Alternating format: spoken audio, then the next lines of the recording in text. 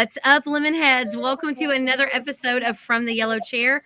I'm Crystal and I'm doing this thing solo today, but that's all right because I have the best guest with me today. I'm so excited. I think she's kind of a little hidden secret in the industry. And in honor of Women's Month, we are really talking to a lot of women that are kicking booty at what they do. So, guys, I can't wait for you to hear about how she's running call centers and call by calls. And she's even doing some of it remotely. Guys, we cannot wait for you to hear this. Let's sip some lemonade. All right. So joining me today in the virtual lemonade stand, as we say, is the super sweet. I love her humility. Like, she's so excited to be on here. And we are the ones that are blessed with her being on here. But Valerie Heck, she is the customer care coach and now call by call for Colair, which is based in Mission, Texas. Again, y'all know I say this every time I get to have a Texan on the call, like, yeehaw, Texan. We just have a vibe. We just love other Texans. I love everyone, but there's just a Yes, special connection with a Texan, right? Um, yes. It so is. It's our special place. it's our special place. So I absolutely love, Yeah. like Valerie, she says she's very passionate about her son. And all that she is and all that she gets to be is being a mom for him, and then also getting to run this really cool organization there with Colair. I like to talk a little bit today about both sides. So we're going to talk about the empowerment and the journey side that Valerie has as part of her testimony, if you will. But then I'm going to ask some specific questions about her call center and call by call. So make sure you hang on through all of these pieces today because we're going to kill both of them. So I'm really excited to hear from you today. And so, Valerie, you've been in the industry for years, started in the call center, you kind of moved up, right? So tell us a little bit about like your journey through the HVAC industry. Like, how'd you get here? Why'd you stay here? All those good things. Well, I could say that it started when I was a kid, even because we had our air conditioner installed, and then they had the little magnets with the air conditioning company who installed our air conditioner there, and so I would drive them around on a refrigerator as a kid, pretending that I was driving that van with the name of the company. Oh So my gosh, it's I so have cute. been Yes, I have actually been working in an air conditioning company since I was a kid. No, I'm just teasing. So I worked in the call center for a very wonderful answering service here that's local to where I'm from in the Dallas-Fort Worth area. And I worked there in 2013 up until 2020 was whenever I left there. And it was a great experience to work in that call center because we answered for over 400 different types of companies, from bondsmen to electricians, roofers. It was everything under the sun. Apartment complexes. We did the water supply district. So when we had that great big Texas freeze, we answered for everybody. It was wild. So I have worked in a call center for many years, and then I transitioned into air conditioning, into the HVAC industry whenever I left the call center. And that was after the pandemic. And I realized that I wanted to grow. And I started noticing that during the pandemic, a lot of the calls that we were getting were air conditioning calls, and that was something that was still flourishing. And so I went over to work at a company, and lo and behold, it was the company for who installed our air conditioning systems, the company that I was Oh, driving those little magnets around for. So I really thought that was special. I knew that company. I was comfortable with them. I knew that they took care of their customers. We had been using them for years. So I was very familiar with, their customer experience. So I have started there in their call center. And then I started noticing more on the inside sales of things. I really got into inside sales, and I really enjoyed helping the customer experience. So building okay. on that, and really looking into how can I help these customers who are calling in. We get so busy in the summertime that we really just have to find a way to help them and enhance their customer experience, even whenever we're the first person in line on the phones. So I've been trained on being a voice with a smile for so many years that it has really just come naturally to me as far as helping others. Um, so uh, I really am excited to be here. I'm a little bit nervous, but No, girl, no, people so love to hear from you. So let me ask this. So when you were working at the answering service, what do you think, your biggest piece of advice for CSRs? Because now you manage some CSRs and things like that. So, how do you coach your CSRs on having the best customer experience ever for the customer? I definitely think that it all starts with empathy. If you can put yourself in that customer's shoes and really experience how they could be feeling, they're only really going to be calling the air conditioning company once. That's when their system is broken. We need to remind them to schedule their maintenances. So whenever they're calling us, it's usually because they have a system issue. And the first thing that we can do is always just answer that very kindly, be that voice with a smile. That's how I've always been trained to be. That was the slogan of the answering service that I came from. And so I've been well versed in core values on being that voice with a smile, because whenever you're upset and you're feeling down, the first thing that can make you feel better is just a smile. And so we don't get to Oh, see that customer face to face. We have to actually be that voice so that they can see it through that how it sounds. So I really do try my best to always even just greet them with the first impression, because how somebody makes a decision is within seconds. yes, yes, you're exactly right. So, something I say all the time, CSRs are your first line of the actual human connection with your brand. So, you need to put a lot of importance as business owners with that first line, which is the CSR, empowering them to be empathetic. So, listen, no one wakes up and says, you know what I can't wait to do today? Buy a new heating and air conditioning unit or buy a new water heater. Like, Yeah. please, Lord, today let me spend $20,000 on a new system. That's not what happens. No. So when they call in, we're getting people that are a little irritated with the fact they're having to call in, right? So I always Yes. like to really encourage people like, man, we can soften a relationship really quick with just good empathetic skills with the first interaction. So I think that's a great tool. Like it does start with empathy, and even in the interpersonal communication side of things, like how your team deals with each other and also how they deal with the clients. Like empathy is a very important piece of that. So, well, tell me, Valerie, did you have any sort of uh issues? Have you ever felt that tell me how you feel about women in the trades. Do you feel like we're supported? Do you feel like that we are empowered to do what we need to do? Do you work for someone that empowers you? Tell me a little bit about the empowerment side. I do work for someone who empowers me now. So I say now at the end of that statement because, I have worked for other companies before who haven't had the best culture. And that's why I really strive to enhance culture everywhere that I go. I have been, womanized within the industry. I would say I think that it is a industry where it can be quite difficult sometimes to come in as a female, but I have learned to grow within that role, within being who I am and embracing who I am. It all depends on the culture of where you're at. If you're at a place where you don't feel welcome or you feel things aren't right with being yourself, especially with being a woman in the industry, I would suggest using the skills that you have within that role and that you've learned there and finding your tribe. So that's why whenever I say that I found Colair, I'm very blessed to have found my tribe. The owner of Colair, he actually values my input, listens to what I have to say.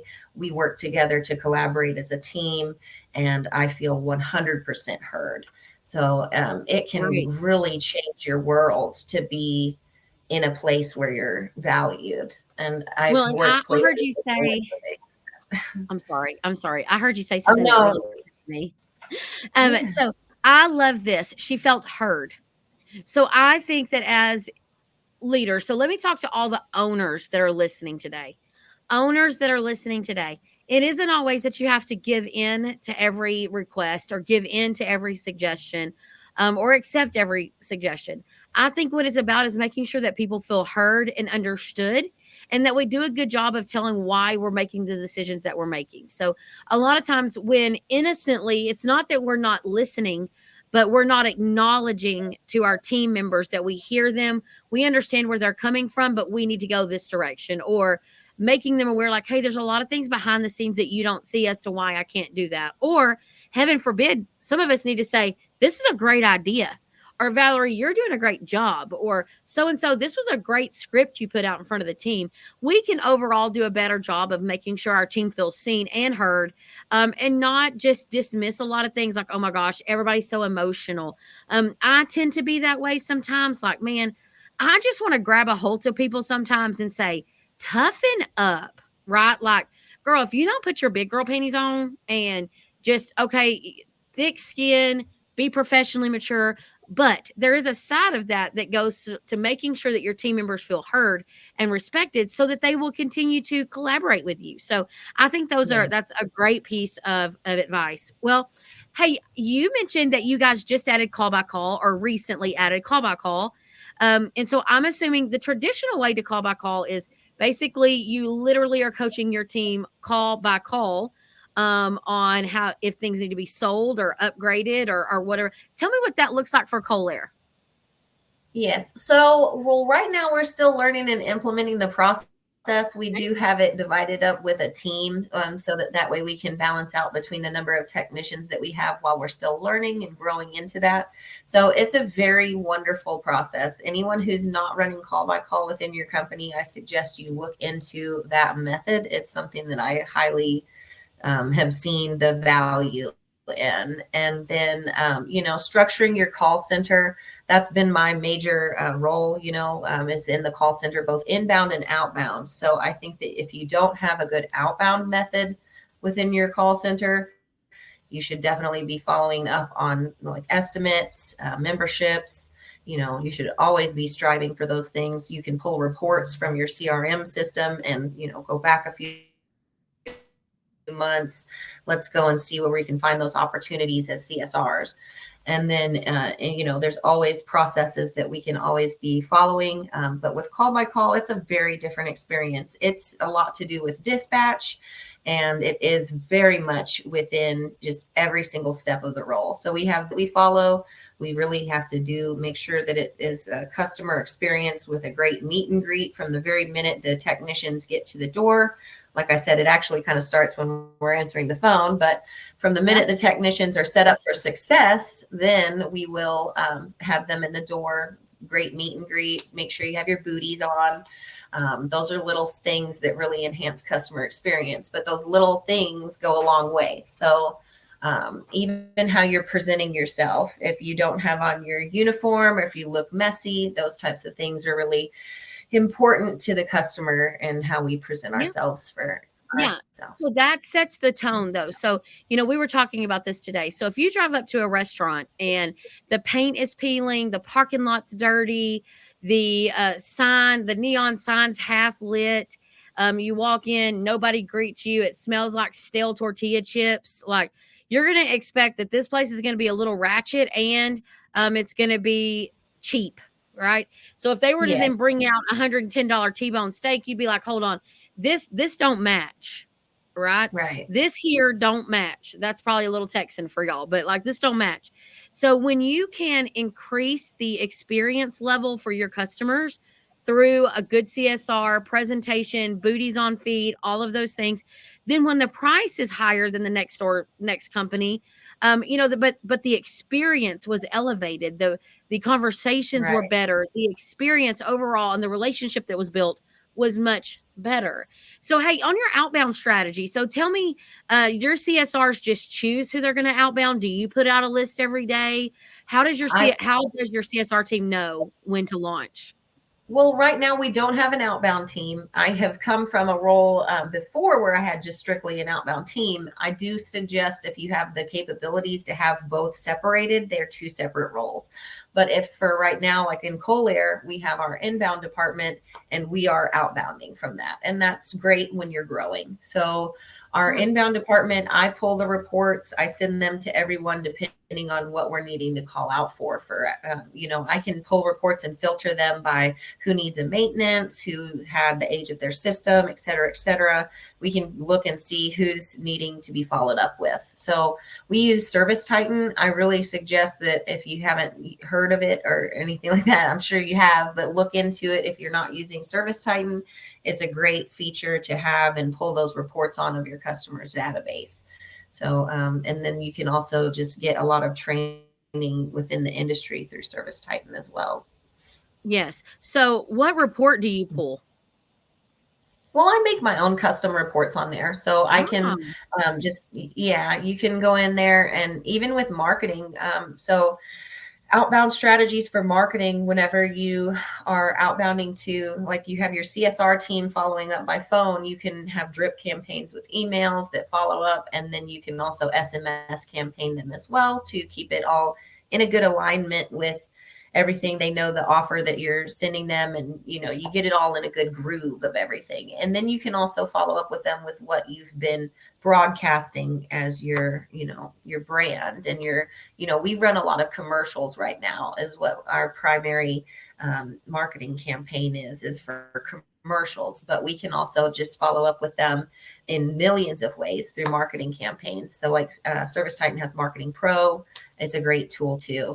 So I really find value in digging into all those different aspects of the industry and like what I do. So I said, I wear many hats within my role. But I couldn't imagine not doing what I do. Ever since I started rolling into it, I realized I needed to help the customers. With the answering service, it was interesting because a lot of the times they would be calling in, and I would be after hours just letting them know the office they were trying to reach was closed. So they were very frustrated customers. That's how I've learned how to handle escalation so well. But I never felt like I was really helping the customers because I was telling them the officers are closed. I can't help you. And so then I realized that I wanted to help people, and I wanted to do more for myself and my family and my son. So that's why I started looking into air conditioning like I was, is the times were very hard during the pandemic, and with everything else, I just realized that there was more to be found, and air conditioning was it. And that was just like, once I was in it, I was in it, and nobody was going to get me out of it. Our outbound campaigns, I can outbound and focus on a campaign to just call all day. If I'm the CSR on duty myself, I can call. And then if I help assign it to everyone else, I make sure they have an outbound minimum of number of calls that they need to hit. Some people enjoy outbounding more than others, but it really just boils down to the drive and what seat on the bus the person within the company likes to have. So if, let's say, they're not very good at outbounding, but they're very great at, permits, we'll find a way for them to just work on permits. If they're not that great on the phone, we can, have them as the receptionist, just greeting at the door. Always find somewhere within our company for our teammates, even if they're not the best at outbounding, So, but we do have very great outbound methods. Well, one of the things that's really important is a strategy in general. So I say this all the time. It really doesn't matter how you build the watch, as long as you can tell me what time it is, right? So as long as things are working, I don't always care how we get there. As long as you guys know how you're getting there, you can pull. It's scalable, it's documented. I just really encourage this. I think you're doing a great job with your call center there. Last question, and I know I'm kind of putting you on the spot with this, but can you tell me some of the KPIs that you are holding your call center CSRs accountable for? Yeah. I actually have them on my board here, and I was going to let you know. So these are actually my real KPIs that I told the team about, but then these are the KPIs for the call center. So you can see here the actual numbers portion of KPIs, which I'll tell you, but I wanted to tell you the most important part of the call center and the company as a whole. So you have being accessible, mentoring, customer experience, fostering improvements, personal and team professional development, empowerment and inclusion, growth mindset, cultural organizational growth, dedication, open effective communication, prioritizing urgencies, identifying opportunities and needs, restoring comfort, strength, resilience, adaptability, core values, vision, and mission, and cultivating positivity, gratitude, and respect. So those are the real KPIs that I'm looking for in keeping people interested, is what they say. Awesome. But the KPIs for the call center would be your booking rate. So your inbound booking rate, which we want to have it about 95% or higher, and your inbound number of calls taken, outbound number of calls made, total number of jobs booked, memberships sold, and the turnovers. I like to count those and run little specials. I call them Santa's Showdown and Christmas time and everything else. So if you take a call and it turns over to a comfort advisor, you built some good value on that call. That means we're going to have a special incentive program for that year. So like right now we're springing into success, and that's with our membership sales. So we have different KPIs all around. I like to keep it fun and interesting for everybody. So Love lots that. of different KPIs. You've always got to keep tracking your team, and day to day, I suggest you have huddles, go over the numbers, and one-on-ones are very vital too. Love that. Well, listen, I think that you guys have great things going on over there. I think that you're a fun little rock star. What is your big piece of advice for women that are looking to get into the trades? I think anyone looking to get into the trades, whether you have a bad history, I wasn't always a great citizen. I was not doing the best in life. So if you have a bad past, if you're a female, if you want and try to live every day to be better than the day before and learn and grow and understand your fallibility as a human being, that you just want to be better, jump into the industry of air conditioning. Sales as a whole has been my life. My dad was a salesman. It's in my blood, because sales is actually educating and listening and getting to the needs of the customer and making sure that they're best taken care of. And any way that we can do that day to day, when we say Colair cares, it's not just a slogan, we mean it. So I've really found my tribe here in taking the best care of the customer. I adore that. I think that is adorable and precious. Well, hey, if people wanted to get in contact with you, how would you like for them to reach out to you? You can always email me. It would be Valerie, and that's Valerie.Garcia, Garcia, at colairinc.com. Perfect. All right. Well, listen, thank you guys so much for listening to another rock star babe in the space right now. She's killing it for Colair. I think you're probably killing it as a mom and as a call center leader and a call by call implementer and all of those cool things. And so in this month where we honor women, we are super glad that you chose to be on our podcast, Valerie. You are such a doll, and I know you're going to keep doing great things in the industry. Thank you so much. Absolutely. So thanks for listening to another episode Yes, from the and Yellow you can Chair. do anything you dream of. Oh, that's right. You know, I know. I'm glad you said that. You absolutely can be anything you dream of. And I think you had to put in some work. Is that right, sis? You had to put in some work to get there. Yes. So, yes. You so can. You can do it. And we are always so proud of all the people making waves in this industry. So, guys, thank you so much for listening to another episode of From the Yellow Chair. If you love what we do, we'd love for you to follow us on all of our social media channels and give us a review. We'll talk soon. Bye.